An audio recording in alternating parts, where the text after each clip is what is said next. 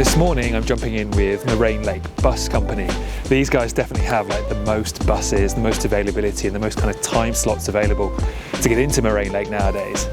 And this morning my bus is leaving at 4 AM, which should get me there about an hour before sunrise. I am happy to answer hopefully just about any question you might have. I used to race for the Lake Louise ski team, I am a photographer, and I have led hikes in this area.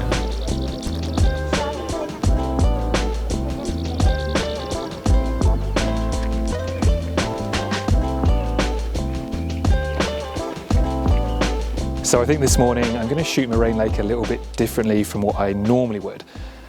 Quite often I fall into that trap of just kind of setting up by the lakefront or on top of the rock pile and just kind of waiting for the sunrise and waiting for that one sort of hero shot. But I think this morning I'm going to try and kind of document the experience a bit more for you through still images and through the video this morning. And I'm going to start off by kind of shooting this pathway on the way up to the rock pile, because in all honesty, first thing in the morning with all the headlamps running up, it almost looks like it's people lining up to Summer Everest.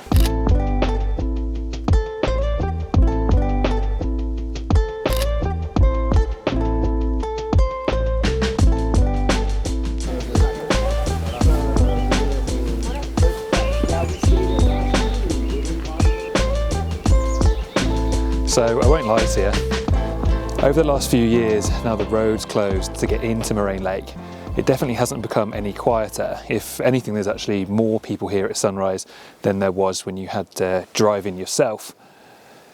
But the experience is obviously a lot less stressful because you can just jump on the bus and you know you're going to get it in. Before, you'd kind of drive up, find there was no parking, get turned around and have to leave, or the road would be closed and you couldn't get up at all. But if you were lucky enough to get up, there would be fewer people here for sure. But the crowds are just kind of part of it now, I think. And I think if you're going to shoot here, it's almost worth using those to your advantage. And like I think the guys down here at the end of the lake, just behind me, have had a pretty solid idea. They've walked further around first thing in the morning, and they're just kind of on their own down there. I've actually tried to shoot a few images with a longer lens, just kind of capturing those guys and some of the reflection or the background, and just have them really tiny on the edge of the lake, just to give you a bit of an idea of scale, I suppose, of kind of how large the scene is here. But getting the 4 AM bus is definitely worth it because you do get here an hour before sunrise, and that means you're going to get here for blue hour. And even though we've kind of just lost the reflection now, that's really when you're going to get it. It's probably like 20 to 30 minutes before sunrise you're going to get the best reflection. As soon as the sun comes up and starts to warm the lake a little bit, you're going to get those ripples and the reflection's probably going to disappear.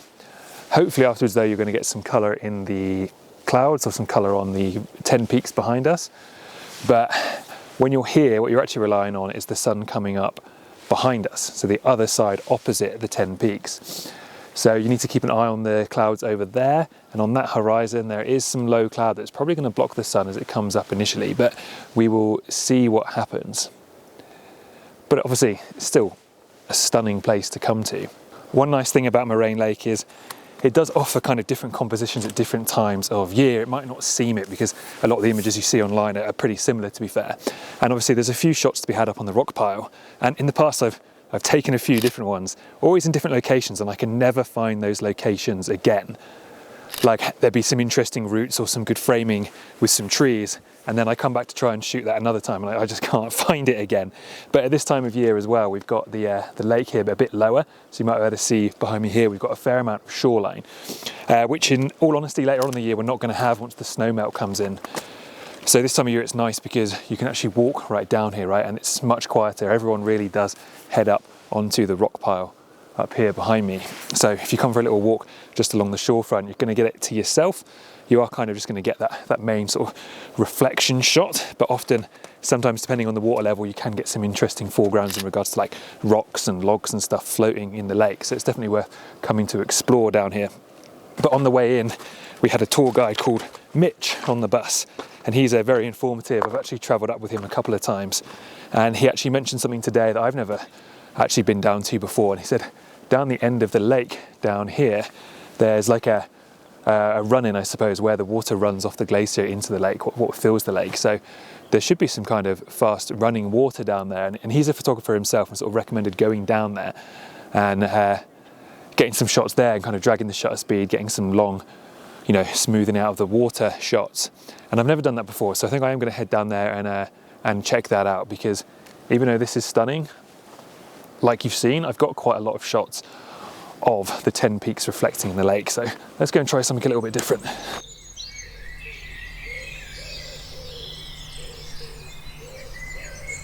As I mentioned before, at this time of year, you do have some slightly different composition options just because the lake is so low. However, it does also take some compositions away.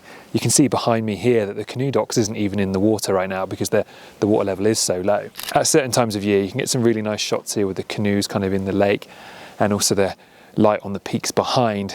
And in all honesty, like this, it doesn't really do it for me as a composition, but it goes to show no matter what time of year you're visiting here, you're going to get some good shots, and you might very well get some slightly more unique shots just depending on when you happen to turn up.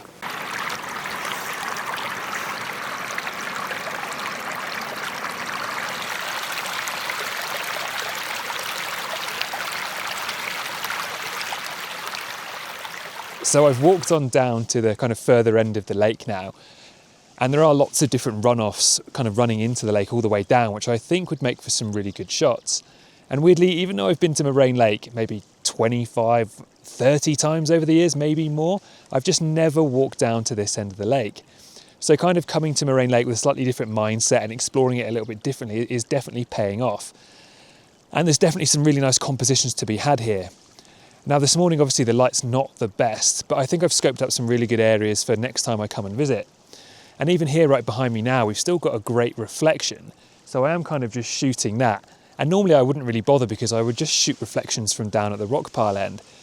But I'm down here now and there's nobody else here. So there's definitely something to be said in this day and age visiting Moraine Lake. To be able to shoot part of it just on your own is fantastic. So I'd highly recommend, come and walk on down to this end of the lake and see what you can find.